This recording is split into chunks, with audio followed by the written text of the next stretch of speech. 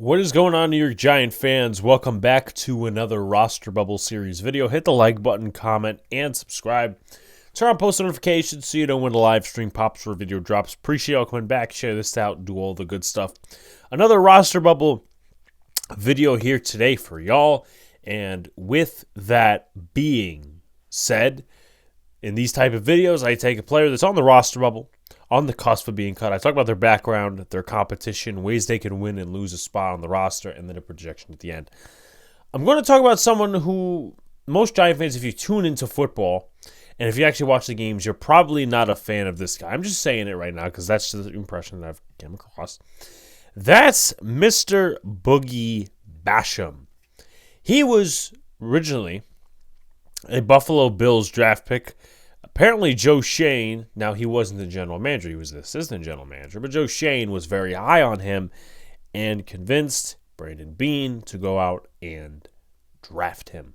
He's 26 right now, 6'3", 274. Again, second round pick out of Wake Forest, and he was in an interesting class of edges, not overly dominating, but it was Boogie Basham, it was Patrick Jones, at least I believe he was a part of that class, and the guy from the Titans, I think is Rashad Weaver, if I'm not mistaken. But he was with the Bills for the first two seasons, collected 4.5 sacks. That's not great.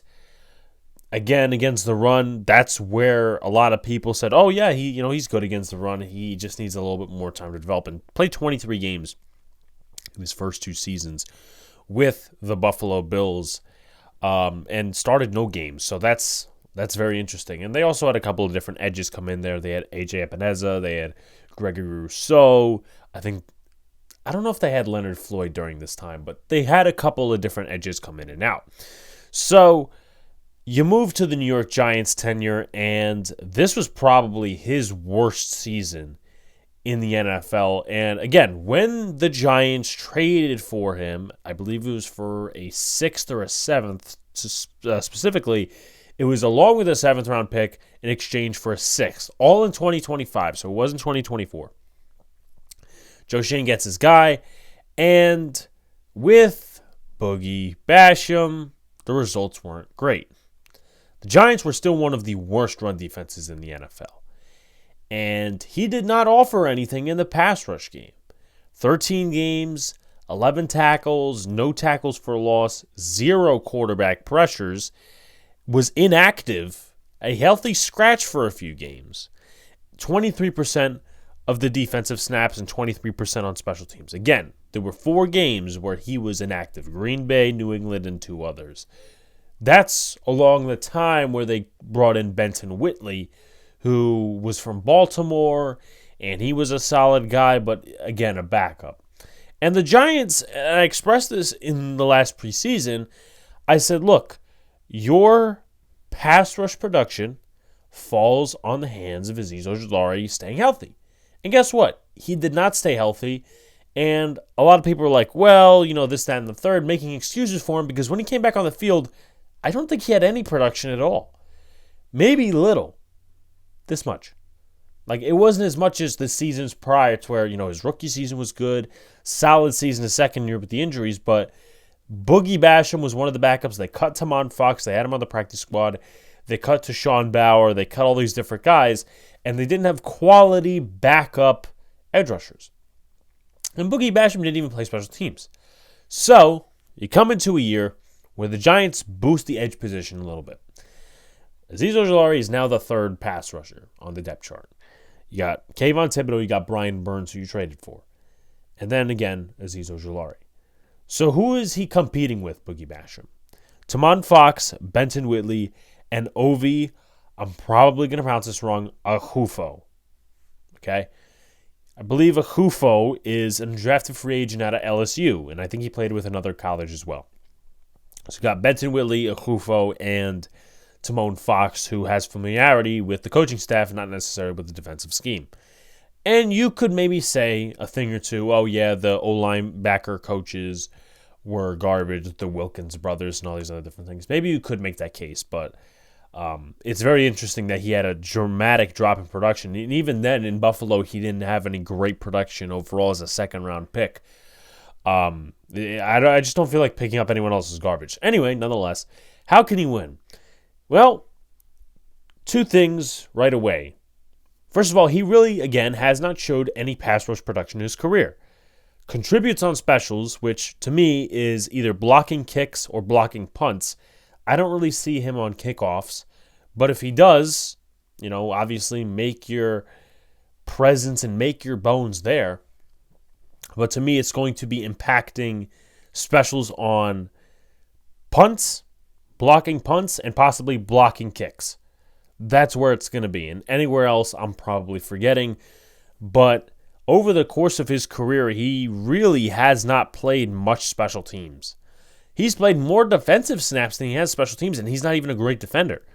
Now, where it comes into the defense is he's going to need to set the edge versus the run. I think that's going to be what the Giants are looking for in their fourth edge rusher.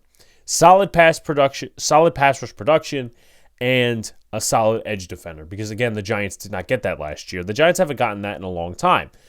And Azeez Ojulari really cannot defend the run. Just making it known. Burns can, Kayvon Thibodeau to an extent, not any of the other guys. Timon Fox probably could do that, but we're going to save another video to talk about him. So he needs to set the edge well versus the run. And he should add some pass rush tools. The O-linebackers, that's what I'm going to call them, are going to start working with the D-line coaches. Andre Patterson, some of the other guys that are working in there.